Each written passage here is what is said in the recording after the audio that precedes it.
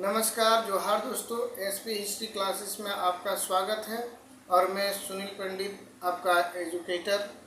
मैं आज फिर से सिविक्स का जो है 30 महत्वपूर्ण क्वेश्चन लेकर आया हूं, जो सहायक आचार्य के लिए काफ़ी इम्पोर्टेंट है।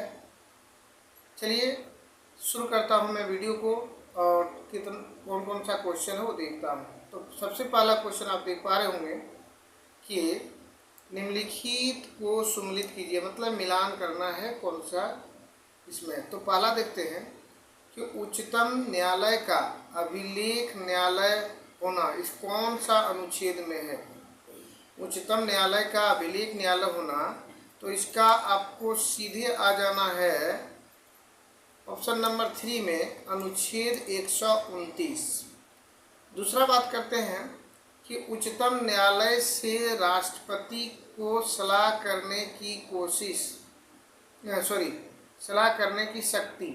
तो ये जो है उच्चतम न्यायालय से राष्ट्रपति को सलाह करने की शक्ति, ये किसमें कौन से अनुच्छेद में है आप देख पा रहे होंगे। इसका सीधे इसमें आ जाएगा ऑप्शन नंबर 4 में, अनुच्छेद 143 में है। और आगे बढ़ गए तो है मौलिक अधिकार से संबंधित रिट अग्रसारित करना, ये आपका चल जाएगा यहाँ ऑप्शन नंबर 1 में। और उच्चतम न्यायालय का पुनर्विचार संबंधित क्षेत्राधिकार, ये बच गया आपका ऑप्शन नंबर 2। तो इसका मतलब क्या हो गया, पहला 3, दूसरा 4 और एक और 2। तो देखते हैं ऑप्शन नंबर 1 में क्या है, 3, 4, 1, 2, यानी कि ऑप्शन नंबर ए इसका आंसर हो जाएगा। करेक्ट आंसर हो गया option number A is the correct answer. Next question की बात करें, क्वेश्चन नंबर 31। तो ये रहा आपका क्वेश्चन नंबर 31। इसमें कहता है कि निम्नलिखित में से भारत के प्रथम मुख्य न्यायाधीश कौन थी। यानी भारत के जो प्रथम न्यायाधीश थे वह कौन थे। तो यहाँ देखते हैं, पतंजलि शास्त्री है, हीरालाल जी कनिया है, वीएन खरे है, पीएन भगत है। यहाँ 4 ऑप्शन में कौन सा ऑप्शन जो है इसका करेक्ट आंसर हो जाएगा। तो इसका करेक्ट आंसर हो जाएगा ऑप्शन नंबर बी, हरिलाल जी कनिया। ये ऑप्शन नंबर बी इसका सही जवाब है। नेक्स्ट क्वेश्चन है क्वेश्चन नंबर 32 कि सर्वोच्च न्यायालय ने निम्नलिखित में से किस वाद में संविधान के मूल ढांचे की अवधारणाओं को उद्घोषित किया है। यहाँ है ऑप्शन नंबर ए, केशवानंद भारतीवाद, गोलकनाथवाद, और एक है निर्वार मिल्सवाद और गोपालनवाद। यहाँ 4 आपको दिख रहा होगा ऑप्शन। तो 4 में से कौन सा ऑप्शन में कहता है कि सर्वोच्च न्यायालय जो है संविधान के मूल ढांचे की अवधारणा को किया है। तो इसका सही जवाब हो जाएगा आपका ऑप्शन नंबर ए, केशवानंद भारतीवाद में है। नेक्स्ट क्वेश्चन है क्वेश्चन नंबर 33 कि अधीनस्थ न्यायालय के निरीक्षण एवं नियंत्रण का पूर्ण अधिकार किसे प्राप्त है। ये जो है अधीनस्थ न्यायालय की निरीक्षण एवं नियंत्रण का पूर्ण अधिकार किसको प्राप्त है।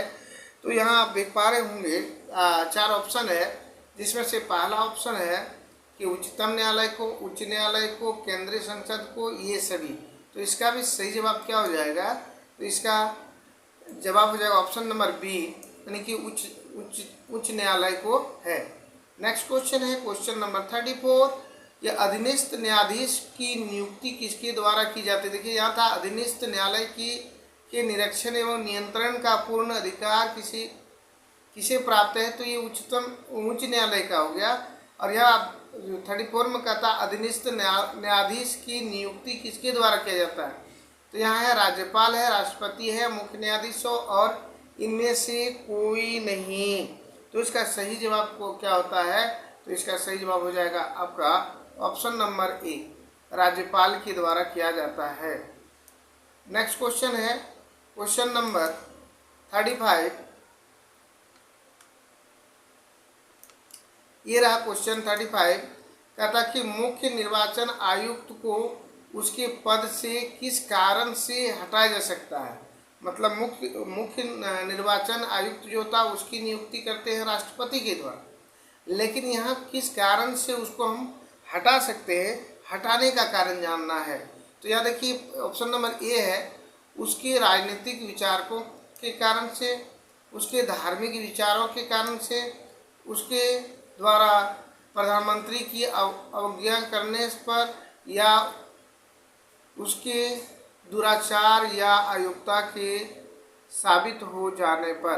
तो इसका सही जवाब हो जाएगा आपका ऑप्शन नंबर डी। क्या कहता है कि उसके दुराचारी अथवा अयोग्यता साबित हो जाने पर, ये आपका सही जवाब हो जाएगा। नेक्स्ट क्वेश्चन है क्वेश्चन नंबर 36। कहता है भारतीय संविधान के किस अनुच्छेद में कहा गया है कि निर्वाचन आयोग, मुख्य निर्वाचन आयुक्त और उतने अन्य निर्वाचन आयुक्तों से जितने राष्ट्रपति समय समय पर नियुक्त करे मिलकर बनेगा। इस कौन सा अनुच्छेद में कहा गया है। ऑप्शन नंबर ए अनुच्छेद है 325, अनुच्छेद बी में अनुच्छेद 327, सी है अनुच्छेद 326 और डी है अनुच्छेद 324(2). तो इसका सही जवाब हो जाएगा आपका ऑप्शन नंबर डी, अनुच्छेद 324(2). नेक्स्ट क्वेश्चन नंबर 37 में देखते क्या है कि केंद्रीय मुख्य निर्वाचन आयुक्त अधिकतम कितने आयु तक पद पर रह सकता है। मतलब केंद्र के जो मुख्य निर्वाचन आयुक्त होते हैं, उनका निर्वाचन आयुक्त होते हैं, उनका उम्र क्या होना चाहिए अंतिम में, कितने उम्र तक वो अपने पद पर बने रहते हैं। तो ऑप्शन नंबर ए 58 वर्ष, 62 वर्ष, 65 वर्ष और 60 ईयर्स।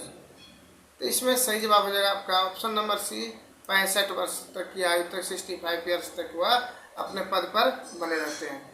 नेक्स्ट क्वेश्चन नंबर 37 से 38, लेकिन इसके लिए हमें पेज चेंज करना पड़ेगा और फिर इसको जूम करना पड़ता है। ये देखिए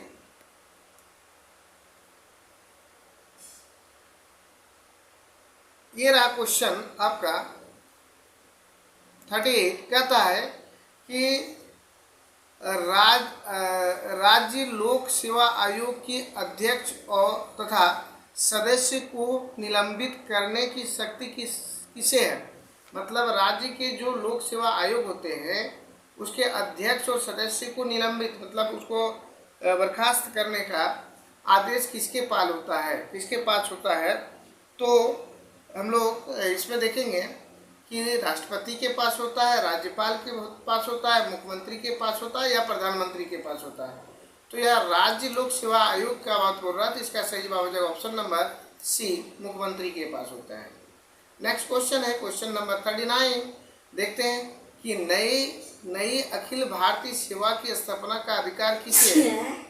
जो नई अखिल भारतीय सेवाएं की स्थापना है उसके अधिकार किसके पास रहता है। संसद के पास है, प्रधानमंत्री के पास है, या राष्ट्रपति के पास है, या योजना आयोग के पास है। तो ये किसके पास होता है। तो ये इसका सही जवाब हो जाएगा ऑप्शन नंबर ए, संसद के पास होता है। नेक्स्ट क्वेश्चन है क्वेश्चन नंबर 40 कि नए अखिल भारतीय सेवा की स्थापना के लिए 2/3 बहुमत से किसके द्वारा प्रस्ताव पारित करना आवश्यक है। यहाँ देखिए राज्यसभा द्वारा, लोकसभा द्वारा, राष्ट्रपति द्वारा, या इनमें से कोई नहीं। तो इसका सही जवाब हो जाएगा ऑप्शन नंबर ए, कहता कि राज्यसभा के द्वारा जो है इसको पारित करना आवश्यक है। नेक्स्ट क्वेश्चन चलते हैं, क्वेश्चन नंबर है 41। ये रहा आपका क्वेश्चन नंबर 41। कहता है कि ICS का जन्म किस सेवा में हुआ। ICS जो है का जन्म किस सेवा में हुआ। केंद्रीय सेवा में, प्रांतीय सेवा में, इंपीरियल सेवा में, या फिर भारतीय प्रशासनिक सेवा। तो इसका सही जवाब क्या हो जाएगा। तो इसका ICS का जो है इसका सही जवाब हो जाएगा आपका ऑप्शन नंबर सी, इंपीरियल सेवा में, इंपीरियल सेवा। नेक्स्ट क्वेश्चन है क्वेश्चन नंबर 42 कि संघ लोक सेवा आयोग निम्नलिखित सेवाओं में से किसी एक को छोड़कर बाकी सभी के लिए एक ही परीक्षा आयोजित करता है। मतलब एक ही परीक्षा आयोजित करने पर सारा हो जाता है, लेकिन इसमें एक को छोड़ के, एक को नहीं लेना है, जो आंसर हो जाएगा उसको छोड़ना है। तो यहाँ हम लोग देखेंगे कि इसका जवाब क्या हो जाएगा। देखिए, पहले है भारतीय वन सेवा, दूसरा हो गया अखिल भारतीय सेवाएं, तीसरा हो गया कतिपय केंद्रीय सेवाएं ग्रुप क, और चौथा हो गया कतिपय केंद्रीय सेवाएं ग्रुप क। तो इसका सही जवाब क्या हो जाएगा, ऑप्शन नंबर ए, यानी ये जगह भारतीय वन सेवा को छोड़ के सारे का सारा ये संघ लोक सेवा आयोग ही करते हैं। नेक्स्ट क्वेश्चन नंबर 43 देखते हैं। ये रहा क्वेश्चन नंबर 43। आप देख पा रहे होंगे, बोल रहा है यहाँ कि संघ लोक सेवा आयोग के लिए व्यय का भार कौन वहन करता है। यहाँ लिखा है संबंधित राज्य, संसद, उसके बाद है भारत की संचित निधि, और इनमें से कोई नहीं। तो इसका सही जवाब क्या हो जाएगा, इसका सही जवाब हो जाएगा ऑप्शन नंबर सी, भारत की संचित निधि के द्वारा। नेक्स्ट क्वेश्चन है, कहता है कि मूल कर्तव्य वर्तमान में कितना है, यानी कि मूल कर्तव्य जो है वह वर्तमान में कितना है। तो यहाँ हम बात करेंगे कि मूल कर्तव्य जो है 10, 11, 12 और 13। तो इसमें से मूल कर्तव्य कितना है आपका, नंबर बी 11 भी वर्तमान समय में मूल कर्तव्य है। और मौलिक अधिकार कितना है, तो 6 है। कितना है, मूल अधिकार 6 है। चलिए नेक्स्ट क्वेश्चन है, क्वेश्चन नंबर 45 कि मूल अधिकारों का सर्वप्रथम किस देश में संवैधानिक मान्यता प्रदान की गई। जो मूल अधिकार हम लोगों का है, मौलिक अधिकार 6 है, तो उनमें से कौन सा ऐसा देश है जिसने उसको संवैधानिक मान्यता प्रदान किया था। तो नंबर ए है भारत, बी में संयुक्त राज्य अमेरिका, सी में है फ्रांस और डी में है ब्रिटेन। तो इस बताएंगे कौन सा ऐसा देश है जहां मूल अधिकार को संवैधानिक अधिकार दिया गया था। तो इसका सही जवाब हो जाएगा ऑप्शन नंबर बी, संयुक्त राज्य अमेरिका। अब नेक्स्ट क्वेश्चन की बात करें, क्वेश्चन नंबर 46। ये रहा क्वेश्चन नंबर 46। आप देख पा रहे होंगे कि एक नई अखिल भारतीय सेवा गठित की जा सकती है। संविधान ए नंबर में है, संविधान में एक संशोधन द्वारा, बी एक कार्यकारी आदेश द्वारा, सी संविधान के अनुच्छेद 312 के अंतर्गत एक प्रस्ताव द्वारा, और डी एक समृद्धि द्वारा। तो इसका सही जवाब क्या हो जाएगा, इसका सही जवाब हो जाएगा ऑप्शन नंबर आपका सी। क्या हो जाएगा, ऑप्शन नंबर सी इसका करेक्ट आंसर हो जाएगा कि संविधान के अनुच्छेद जो है 312 के अंतर्गत एक प्रस्ताव द्वारा किया जाएगा। नेक्स्ट क्वेश्चन है क्वेश्चन नंबर 47, और इसको हम ऊपर करेंगे फिर देखेंगे इसको क्या है। क्वेश्चन नंबर 47 में आप देख पा रहे होंगे, यहाँ ये रहा 47। कहता है भारत के राष्ट्रपति द्वारा संविधान के अनुच्छेद 356 में प्रदत्त अपने अधिकारों का किसी राज्य के संबंध में प्रयोग करने पर इसमें कौन सा है। राज्य की विधानसभा स्वतः भंग हो जाती है, अब होती है नहीं होती है, दिमाग लगाना है। उस राज्य के अनुच्छेद 19 निलंबित हो जाती है।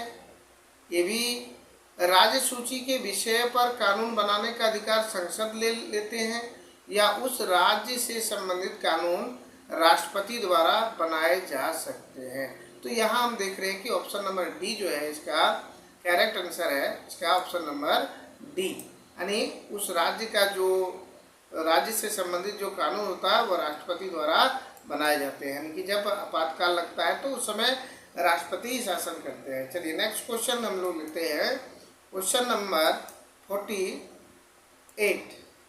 थोड़ा सा जूम कर लेता हूँ।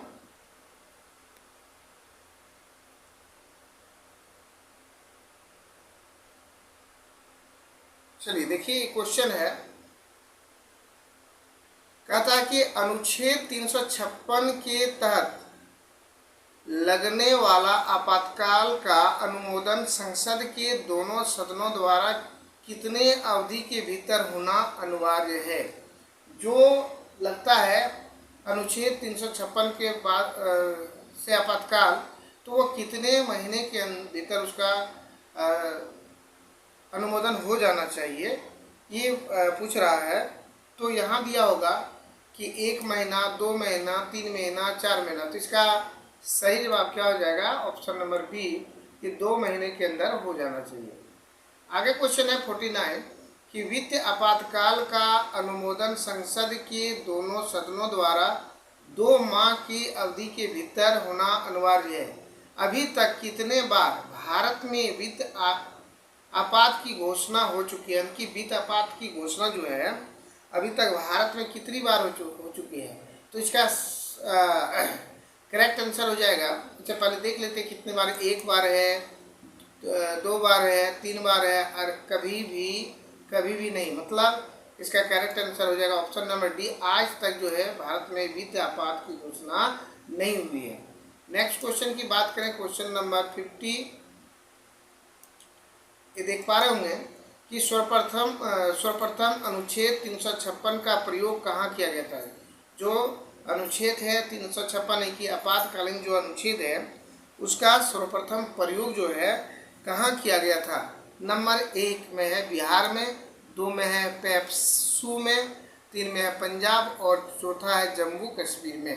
तो इसका सही जवाब हो जाएगा ऑप्शन नंबर बी, पेप्सू में। ऑप्शन नंबर बी इसका जो है करेक्ट आंसर है। चलिए नेक्स्ट क्वेश्चन लेते हैं, क्वेश्चन नंबर 51 कि राज्यसभा के सदस्यों की निर्वाचन प्रक्रिया है। कैसे, मतलब राज्यसभा की सदस्य का निर्वाचन होता है? तो यहाँ देख रहे हैं ऑप्शन नंबर 1 में अनुपातिक निर्वाचन के आधार पर एकल संक्रमणीय मत पद्धति, बी में है प्रादेशिक निर्वाचन पद्धति, सी में है व्यावसायिक निर्वाचन पद्धति, और डी में है सांप्रदायिक निर्वाचन पद्धति। तो इसका सही जवाब हो जाएगा ऑप्शन नंबर ए।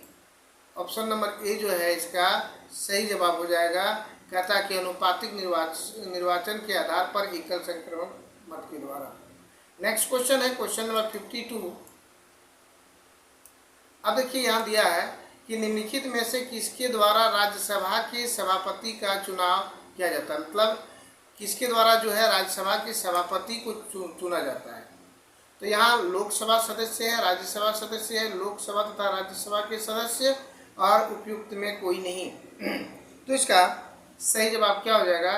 तो हो जाएगा इसका सही जवाब ऑप्शन नंबर आपका सी, यानी कि लोकसभा के सदस्य भी रहते हैं और राज्यसभा के भी सदस्य रहते हैं।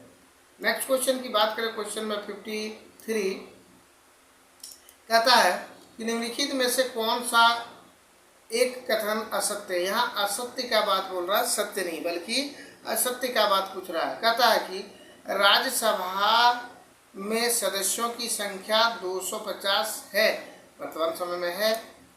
राज्यसभा में 12 सदस्य जो है उपराष्ट्रपति, देखिए यहाँ क्या दिया है, यहाँ पकड़िए, ये दिया उपराष्ट्रपति द्वारा मनोनीत किए जाते हैं। तो ये तो एकदम सरासर गलत है, और यहाँ पूछ रहा है कि असत्य कौन सा है। चलिए आगे बढ़ते हैं कि राज्यसभा के 1/3 सदस्य, यानी कि 1/3 सदस्य जो होता है वह प्रत्येक 2 वर्ष में अवकाश प्राप्त कर लेते हैं, ये भी सही है। और राज्यसभा के सदस्यों का कार्यकाल 6 वर्ष का, ये भी सही है। तो इसका सही जवाब क्या हो जाएगा? इसका सही जवाब हो जाएगा ऑप्शन नंबर बी नंबर, इसका जो है करेक्ट आंसर हो जाएगा ऑप्शन बी।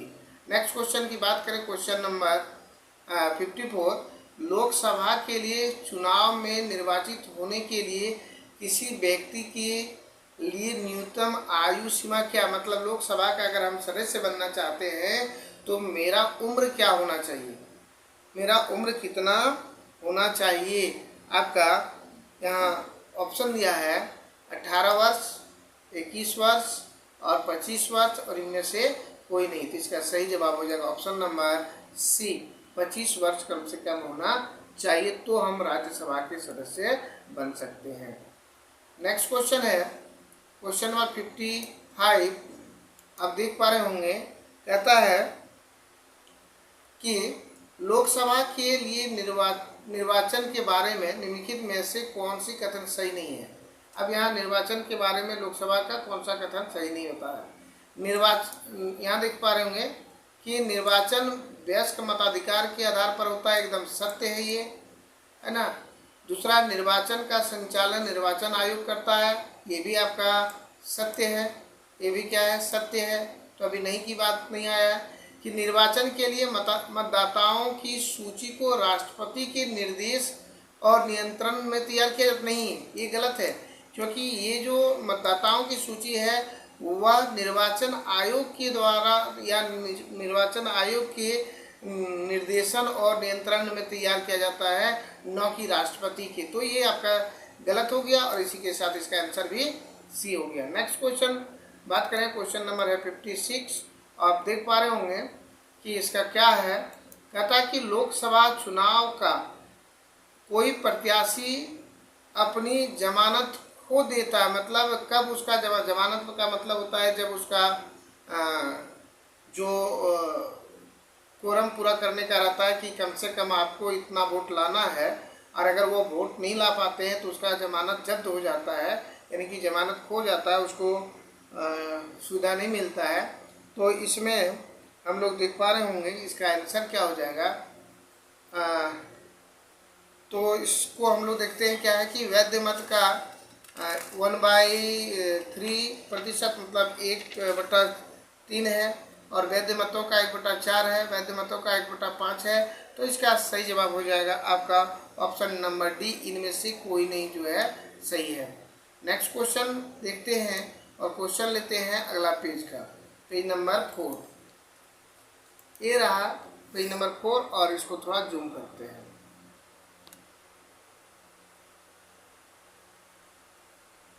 अब देख पा रहे होंगे सही से।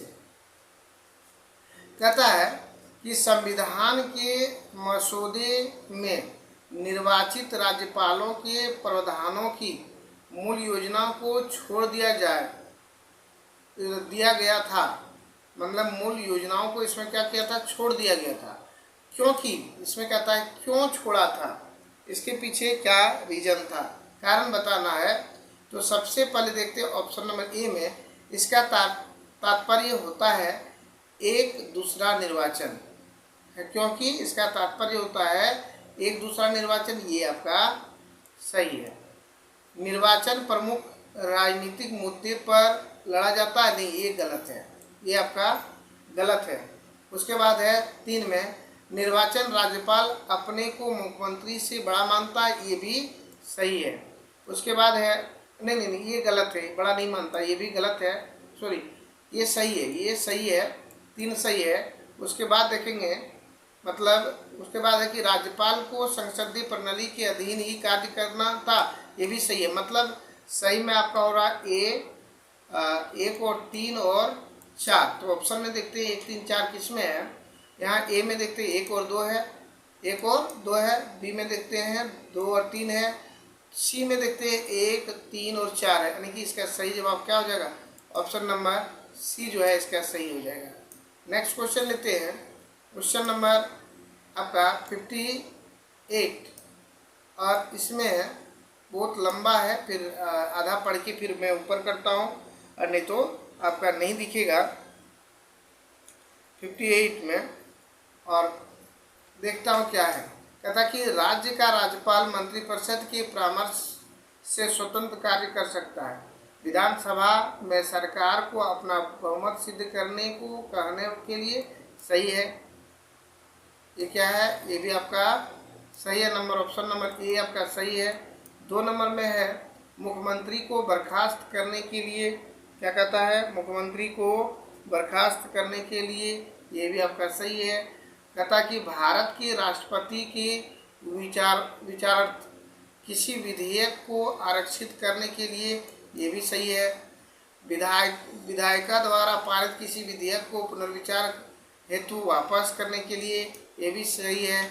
और आप देख पा रहे हैं कि उच्चतम न्यायालय का परामर्श मांगने के लिए, ये आपका गलत है। यानी 1, 2, 3 और 4 जिस ऑप्शन में मिलेगा वही आपका सही हो जाएगा। और यहीं इसके साथ ही हम लोग देखते हैं कि ऑप्शन नंबर ए में ही मिल गया, इसलिए इसका सही जवाब हो जाएगा option number A. Next question है क्वेश्चन नंबर 59 कि केंद्रीय प्रशासनिक अधिकरण की स्थापना किस वर्ष की गई। यानी कि केंद्रीय प्रशासनिक अधिकरण जो है इसकी स्थापना किस वर्ष की गई थी। तो यहाँ आप देख पा रहे होंगे 4 ऑप्शन 1980, 1985, 1982, 1987। तो ये केंद्रीय प्रशासनिक अधिकरण की जो स्थापना हुआ था ये हुआ था 1985 में। और आज का अंतिम क्वेश्चन और पूरा 60 क्वेश्चन का आज जो है सीरीज समाप्त होता है।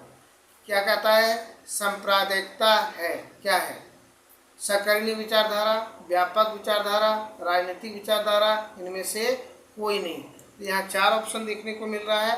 तो ये क्या है, ये है आपका सांप्रदायिकता होता है, संकीर्णीय विचारधारा होता है। तो आज का 30 महत्वपूर्ण का सीरीज रहा।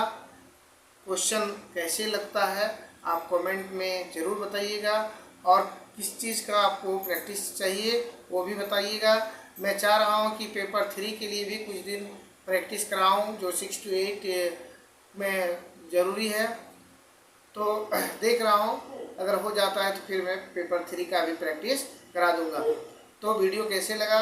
वीडियो अगर अच्छा लगा तो वीडियो को लाइक, शेयर एवं कमेंट जरूर कीजिएगा। और अगर चैनल पर पहली बार है तो चैनल को सब्सक्राइब कर लीजिएगा। चलिए मिलते हैं नेक्स्ट वीडियो में, तब तक के लिए धन्यवाद। जय हिंद, जय भारत।